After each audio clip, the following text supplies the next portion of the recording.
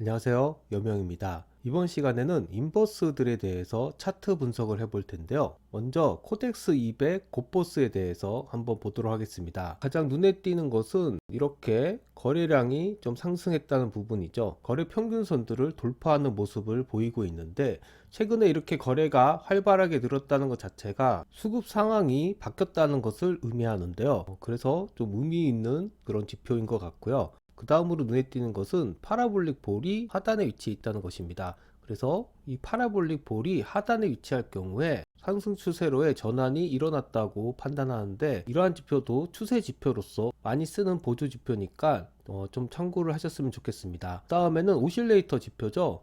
스토캐스틱 지표가 K가 D를 돌파하면서 지금 상승 추세를 형성하고 있습니다. 이렇게 K가 D 위에 있을 경우에는 단기적으로 상승할 가능성이 높다고 지금 판단할 수 있는데, 이런 부분들도 좀 눈여겨볼 만한 지표가 되겠습니다. 그래서 전반적으로는 이렇게 저점이 올라가고 있고 어떤 상승 흐름의 전환이 일어날 것 같다는 생각이 좀 들고 있는데요. 최근에 이 코스피가 단기적으로 많이 오르다 보니까 인버스는 좀 떨어지는 그런 상태에 있었습니다. 하지만 지금 코스피가 좀 멈칫하고 있고 이제 미국 시장도 좀 주춤하고 있는 걸 봤을 때는 인버스의 상승이 좀 우세히 있지 않나, 이렇게 좀 조심스럽게 예측해 봅니다. 코스닥 시장을 좀 볼까요? 코덱스 코스닥 150 선물 인버스의 상태를 보면은 아직까지는 하락 추세를 형성하고 있습니다.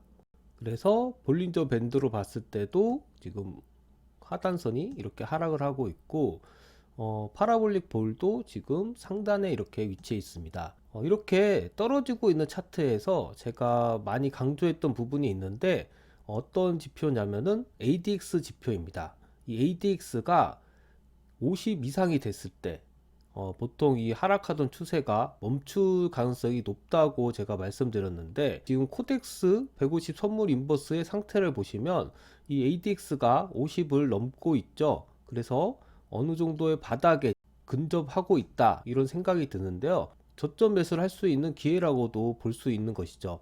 그래서 코덱스 코스닥 인버스 차트를 봐도 상승 추세로의 흐름이 전환될 것 같다. 그래서 이런 부분들도 좀 참고하셨으면 좋겠습니다. 현재 미국 나스닥 상황을 봤을 때도 조금은 주춤을 하고 있는 모습을 보이고 있는데요. 일단 단기적으로 한 달 동안 많이 올랐기 때문에 기술적으로 하락할 수 있는 그런 여지가 있습니다. 그래서 약간 적극적인 투자보다는 이런 지지 라인들이 유지가 되는지 보시는 게 좋은데, 가장 먼저 볼 지지 라인은 이런 20일 이동평균선입니다.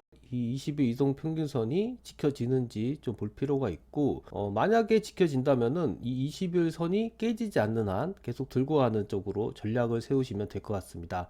하지만 이제 지금 흐름으로 봤을 때는 좀 깨질 가능성이 있다고 보여지는데, 이렇게 고점에서 거래량이 가장 많이 발생을 하고 떨어지게 되는 경우에는 이 고점에 매물대가 어느 정도 있다는 얘기가 됩니다. 그래서 이 매물대를 뚫기 위해서는 좀 더 많은 거래량이 실리면서 뚫어줘야 되는데, 이때 거래량이 이 평균 거래량보다는 높았기 때문에 쉽지 않은 상태가 되는 것이죠. 그래서 조금의 더 시간이 필요할 것 같고, 첫 번째로 이 20일 이동평균선이 깨지지 않는 부분이 중요하다고 볼 수 있습니다. 자, 이렇게 해서 오늘은 간단히 인버스에 대해서 알아봤는데요. 전에도 말씀드렸지만 이 코스피가 박스권에 걸려있는 지금 모습을 하고 있습니다. 그래서 이런 박스권을 형성하면서 갈 가능성이 큰데, 여러분들도 이런 부분을 좀 참고하셔서 투자를 하는데 활용을 하셨으면 좋겠습니다.